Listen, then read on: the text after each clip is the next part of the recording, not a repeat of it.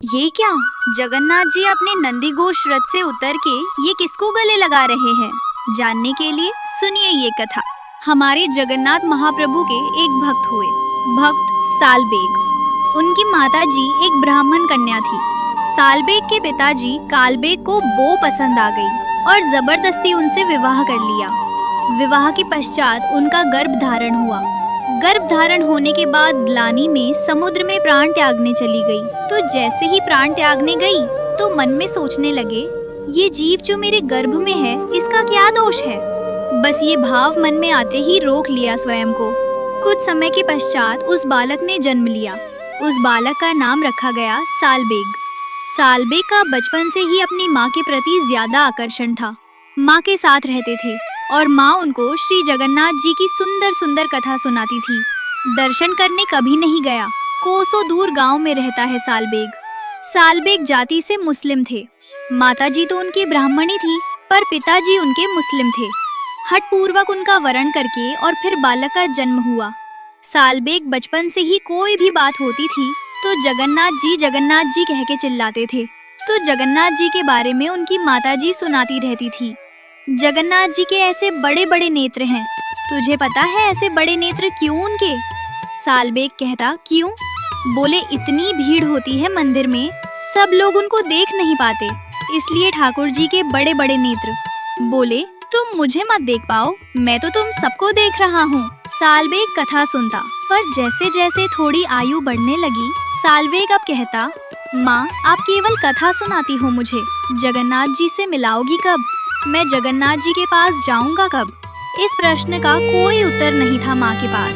कैसे जाए? पिता बड़ा निष्ठुर है, मारेगा, हत्या कर देगा दोनों की। लेकिन माताजी सालबेग को कुछ कहते नहीं थे। एक दिन सालबेग अपनी माँ के साथ छत पर बैठे थे और तभी गांव के लोग बैलगाड़ियों में जा रहे थे।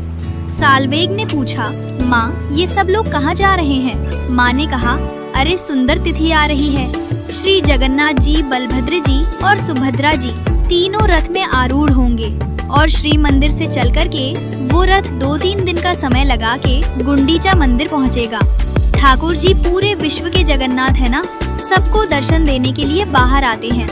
ऐसे उछल उछल करके ठाकुर जी सीढ़ियों से नीचे आते हैं, पंडाओं के कंधे पर हाथ रख के, और भगवान फिर रथ में विराजमान होते हैं। इतने लोग खींचते हैं, लाखों की तादाद में भीड़ आती है। सब बातें मैया बताने लगी। बोले, वहीं सब दर्शन करने जा रहे हैं। सालबेग पीछे पड़ गए। बोले, माँ मुझे भी जाना है, मुझे भी जाना है, मैं देखना चाहता हूँ। माँ आपने सब कुछ बताया मुझे, उनकी रसोई कैसे बनती है, उनका श्रृंगार कैसे होता है, उनकी आराधना कैसे होती, उनका मंदिर कैसा है। अरे मुझे तो ये भी पता है जगन्नाथपुरी में कौन कौन सी गलियाँ हैं, आपने सब मुझे बताया, पर मैं प्रत्यक्ष नहीं देख पाया हूँ माँ, मुझे देखना है उनको। माँ ने समझाया।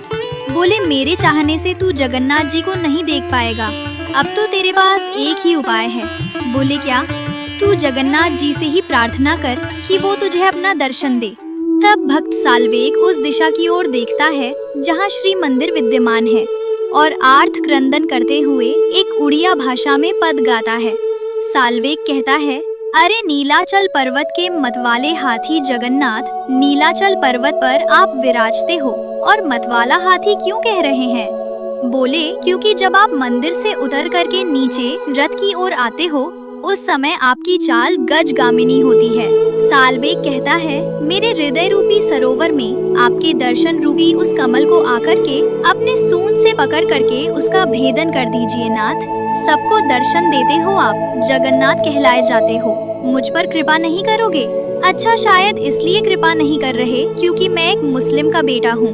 नाथ, ये भेद दृष्टि आपके अंदर नहीं। आप अगर ये सोच करके नहीं आ रहे कि मैं एक मुस्लिम का बालक हूँ। नाथ, आप तो वो हैं जो इंसान नहीं था, गजेंद्र। उस गजेंद्र को जब ग्राह ने पकड़ लिया तो आप गए उसकी रक्षा करने के लिए और जाकर के आपने अपने सुदर्शन चक्र से उस ग्राह का भेदन करके उस गज के सूंड को पकड़ के आपने बाहर कर लिया। नाथ, मैं भी आपको पुकार रहा हूँ, आइए ना, मुझको यहाँ से ले जाइए, मुझे आपको देखना है, और कोई मेरी इच्छा नहीं है प्रभु। सालबेग तो अपने घर की छत पर खड़ा खड़ा गा रहा है। जिस दिशा में जगन्नाथपुरी है उस दिशा में देख के गा रहा है। श्री जगन्नाथ जी पूरे वर्ष में सबसे ज्यादा प्रसन्न उस दिन होते हैं जिस दिन वो रथ पर विराजमान होते हैं। ठाकुर जी को बहुत सुख मिलता है उस दिन। लेकिन आज जगन्नाथ जी प्रसन्न नहीं हैं। बलभद्र जी का रथ चल दिया, सुभद्रा जी का रथ चलने लगा और जैसे ही नंदी घोष रथ को लाखों लोगों ने रस्सी पकड़ करके उस रथ को खींचना प्रारंभ किया, रथ एक पत्थर की भांति स्तब्ध हो गया। सब पुजारी चरणों में गिर गए, घुटनों पर बैठ गए, बोले महाप्रभु कृपा करो, क्या अपराध बन गया हम लोगों से? आज आपका रथ क्यों नहीं चल रहा है? राजा ने जाकर के विनती की, ठाकुर जी के चरणों में प्रणाम किया, बोले महाप्रभु जी रथ आगे नहीं बढ़ रहा है, कोई अपराध बन गया हम लोगों से? महाप्रभु जगन्नाथ बोले आज रथ यात्रा में भीड़ नहीं आई मुझको देखने वाली? राजा बोले नाथ, जहाँ तक दृष्टि जा रही है सिर ही सिर दिखाई दे रहे हैं, लाखों की तादाद में लोग हैं, आपको क्यों लग रहा है कोई नहीं आया? बोले पता नहीं, मुझे तो कोई दिख ही नहीं रहा है, बस बार बार कानों में एक ही ध्वनि आ रही है, अरे नीलाचल पर्वत के मतवाले हाथी मुझ पर कृपा करो। तब श्री जगन्नाथ जी कहते हैं मुझे आज कोई नहीं दिख रहा है, मुझको केवल मेरा एक वैष्णव भक्त दिख रहा है, जब तक वो नहीं आएगा मेरा रथ आगे नहीं बढ़ेगा। ठाकुर जी ने दिशा बताई, इस दिशा में इतनी कोस दूर पर एक गांव है, वहाँ पर सालवेग नाम का एक छोटा सा नन्हा सा बालक मेरा भक्त है, वो करुण क्रंदन करते हुए मुझे पुकार रहा है, उसको ले आओ, जब तक वो नहीं आएगा मेरा रथ आगे नहीं बढ़ेगा। लाखों की तादाद में वैष्णव बैठे हैं, सब प्रतीक्षा कर रहे हैं। बोले क्या हो गया? श्री जगन्नाथ जी का रथ आगे क्यों नहीं बढ़ रहा है? राजा ने अपनी सेना को भेजा, साथ में कई पंडित पुजारी ब्राह्मण भी गए, सब लोगों को भेजा, बोले जाओ पहले सालवेग को लेकर के आओ। 1-2 दिन तक रथ खड़ा रहा श्री जगन्नाथ जी का, हिले ही नहीं ठाकुर जी, भोजन भी नहीं पा रहे, बोले सालवेग आएगा उसके बाद ही पाऊंगा मैं तो। वहाँ पहुँच गए सब पंडा पुजारी, सैनिक जाकर के सालवेग को एक पालकी में बिठाया और पालकी में बैठा के नाचते गाते हुए लेकर के आ रहे हैं सालवेग को। महाप्रभु जी ने आमंत्रण भेजा है, श्री जगन्नाथ जी बुला रहे हैं सालवेग को। और जैसे ही सालवेग की पालकी पहुंची उस सुंदर पगडंडी पर जहां श्री जगन्नाथ जी का रथ चलता है, लाखों करोड़ों लोग केवल जगन्नाथ जी को देखते हैं, लेकिन आज सबकी दृष्टि व्याकुल है उस भक्त को देखने के लिए जिस भक्त के लिए रथ खड़ा है। जैसे ही सालवेग की पालकी आई, सालवेग सामने आया, सालवेग को देखते ही श्री महाप्रभु जगन्नाथ जी झूमने लगे, अपने रथ के ऊपर ही ब्रह्म वेदी पर जिस पर ठाकुर जी विराजते हैं उसी पर ही मचलने लगे।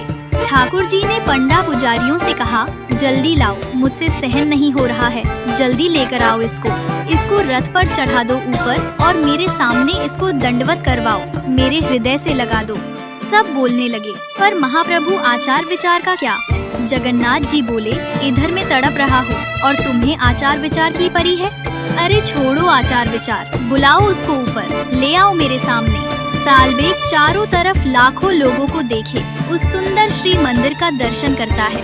सालवेग ने अपनी माँ से जो जो भाव सुना था सब भावों को पहली बार देख रहा है। जगन्नाथपुरी नंदी घोष रथ का दर्शन किया, प्रणाम करके जैसे ही ऊपर चढ़ने लगा नंदी घोष रथ पर, ज्यों-ज्यों ऊपर चढ़ रहा है सालवेग, त्यों-त्यों ठाकुर जी की छवि उसके सामने प्रकट हो रही है। और जैसे ही पूर्ण ब्रह्म श्री जगन्नाथ जी के पूर्ण विग्रह का दर्शन किया सालवेग ने, यहाँ सालवेग के नेत्र सजल है, सामने श्री जगन्नाथ जी के नेत्रों से आंसू गिर रहे हैं। मानो आज सबको लगा हो कि श्री जगन्नाथ जी की भुजाएं सदा खड़ी और खुली इसलिए रहती हैं क्योंकि उनको प्रतीक्षा है कि एक दिन सालवेग आएगा और मेरे हृदय से लगेगा।